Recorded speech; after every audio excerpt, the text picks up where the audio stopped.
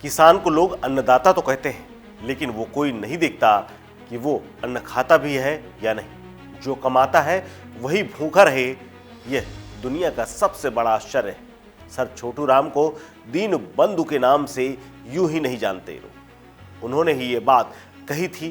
तो आज आपको मैं बताने वाला हूं किसानों के उस मसीहा के बारे में जिन्हें हिंदुस्तान तो क्या पाकिस्तान में भी याद किया जाता है, जिनके चलते अंग्रेजों को भी झुकना पड़ा था। सर छोटू राम ने ये तमाम बातें कही थी, तभी तो किसानों के मसीहा कहे जाते हैं।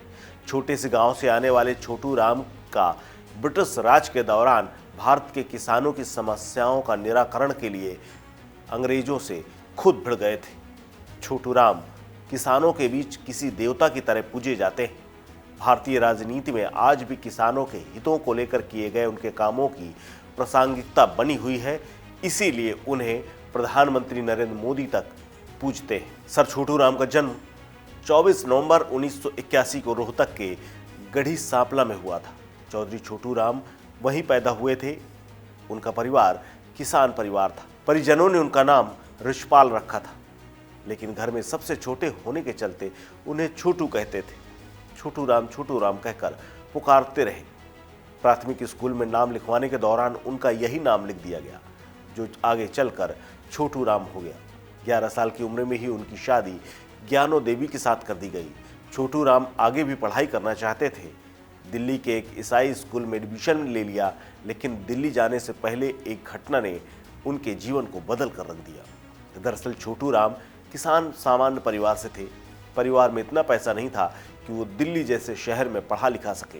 उनके पिता ने स्पष्ट तौर पर, जिनका नाम खुशी राम था, मना कर दिया था कि दिल्ली जाकर पढ़ने की जरूरत नहीं, क्योंकि वो ज़्यादा कर्ज नहीं ले सकते। उनके पिता सुखी राम पर पहले से ही कर्ज और कई मुकदमों का बोझ था। जब बेटे छोटू राम ने आगे पढ़ाई करने की इच्छा जताई तो पिता स्पष्ट मना करके हुए ये कहकर के बोले, लेकिन उनकी जिद के सामने पिता झुके और वो साहूकार से कर्ज लेने के लिए चले गए। पढ़ाई के लिए कर्ज देने की जगह साहूकार ने उनके पिता को खूब अपमानित किया और कहा कि जा कर के घर में और खेती बाड़ी का काम करो, कहाँ पढ़ाई लिखाई के चक्कर में पड़े हो। पिता के इस अपमान का बदला बालक छोटू राम ने आगे चलकर पूरे देश को, किसानों को, तमाम लोगों को ऐसे सूदखोरों के खिलाफ कानून बना कर लिया। सर छोटू राम के मन में तभी से क्रांति और विद्रोह के बीज बो गए। छोटू राम ने 1905 में दिल्ली के सेंट स्टीफन कॉलेज में दाखिला लिया। यहाँ से ग्रेजुएशन के दौरान उन्होंने पहली बार क्रांति की मशाल जलाई। छोटू राम ने छात्रों के साथ मिलकर हॉस्टल के वार्डन के खिलाफ हड़ताल का ऐलान कर दिया।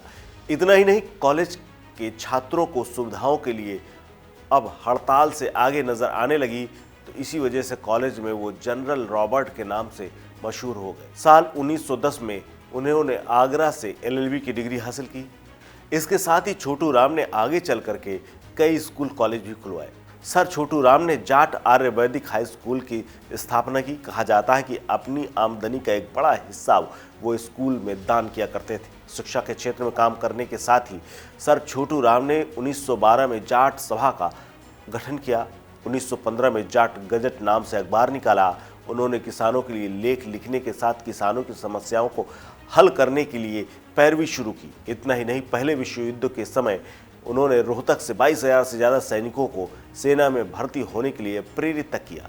इसीलिए साल 1916 में कांग्रेस में वो जब शामिल हुए और 2020 में रोहतक जिला कांग्रेस समिति के अध्यक्ष बने, लेकिन उनका ज़्यादा मन कांग्रेस में इसलिए नहीं लगा क्योंकि महात्मा गांधी के असहयोग आंदोलन में किसानों की अनदेखी छोटू राम को मंजूर नहीं थी। उसके बाद उस दौरान के नेता सर फजले हुसैन और सर सिकंदर हयात खान के साथ मिलकर जमींदारा पार्टी बनाई, जो बाद में यूनियनिस्ट पार्टी हो गई। 1937 में पंजाब के प्रांतीय चुनाव में सर छोटू राम की पार्टी ने 175 में से 99 सीटें जीती थी। छोटू राम की हिंदू मुस्लिम समुदाय दोनों में गहरी पैठ थी। जमींदारों का भी उन्हें समर्थन मिला हुआ था। वो पंजाब के विकास और राजस्व मंत्री बने। दीन बंधु छोटू राम ने किसानों के लिए क्रांतिकारी सुधार के 2 काम किए। एक तो कानून पारित करने का श्रेय भी उन्हीं को जाता है। उन्हीं में से एक था पंजाब रिलीफ फॉरगिवनेस यानी सूदखोरी और जो कर्ज का कानून है उसे। दूसरा था the Punjab debtors protection act 1936। इन कानूनों में कर्ज का निपटारा किया जाए, ब्याज और किसानों के मूलभूत अधिकारों से जुड़े हुए तमाम प्राविधान किए गए। 1938 में सर छोटू राम ने साहूकार रजिस्ट्रेशन एक्ट पारित करवाया। इसके साथ ही गिरवी जमीनों को मुफ्त वापसी एक्ट 1938 पास कराया। कृषि उत्पाद अधिनियम 1938, व्यावसायिक श्रमिक अधिनियम 1940 और कर्जा माफी अधिनियम 1934 कानून को भी पारित करवाया।